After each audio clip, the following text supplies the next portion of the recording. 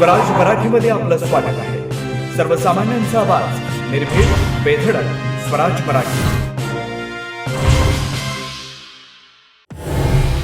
Election फंडिंगच्या प्रकरणातून संतोष देशमुखांची हत्या, आमदार जितेंद्र आव्हाड यांचा खळबळजनक आरोप, तर हत्या प्रकरणातील काही जणांची बदली वाल्मिक कराडने केल्याचा सुरेश धस यांचा दावा.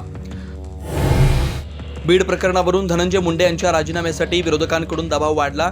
राजीनामा घेतला पाहिजे प्रणिती शिंदे यांची मागणी, तर नैतिकतेच्या आधारे निर्णय घ्यायला हवा सुप्रिया सुळे यांची भूमिका.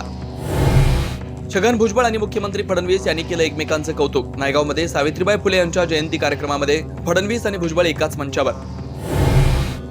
नक्षलग्रस्त गडचिरोली जिल्ह्याची ओळख पोलाद सिटी होणार असेल तर फडणवीस कौतुकास पात्र. सामन्याच्या अग्रलेखातून मुख्यमंत्री फडणवीसांचे कौतुक, तर फडणवीसांकडून हे आभार. मंत्रिपदासाठी अधीर असलेल्या मंत्र्यांकडे पदभार घ्यायला मात्र उशीर. दत्तात्रय भरणींची अजूनही क्रीडा मंत्रालयाकडे पाठ. केवळ मुख्यमंत्रीच ऍक्शन मोडमध्ये, सुप्रिया सुळे यांची टीका. भाजपचे नवे प्रदेशाध्यक्ष मार्चमध्ये निवडले जाणार. बूथ प्रमुख, तालुका प्रमुख आणि जिल्हा प्रमुख निवडीनंतर प्रदेशाध्यक्षांची निवड होणार. उपमुख्यमंत्री अजित पवार 2 जिल्ह्यांचं पालकमंत्रीपद घेण्याची शक्यता. पुण्यासह बीडचं पालकमंत्रीपद घेणार असल्याची राजकीय वर्तुळात चर्चा.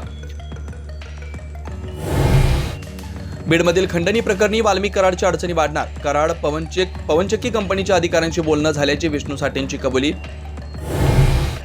सावित्रीबाई फुले यांचा स्मारक 5 वर्षात पूर्ण करून नायगाबादच्या कार्यक्रमामध्ये मुख्यमंत्री फडणवीस यांचं आश्वासन. निधी कमी पडू देणार नसल्याची ग्वाही. अटल सेतूवरून प्रवास करणार आता 50% स्वस्त. नवी मुंबई महापालिकेकडून बस तिकीट दरामध्ये मोठी कपात. खारघर ते मंत्रालय प्रवासाला 270 ऐवजी 120 रुपये लागणार.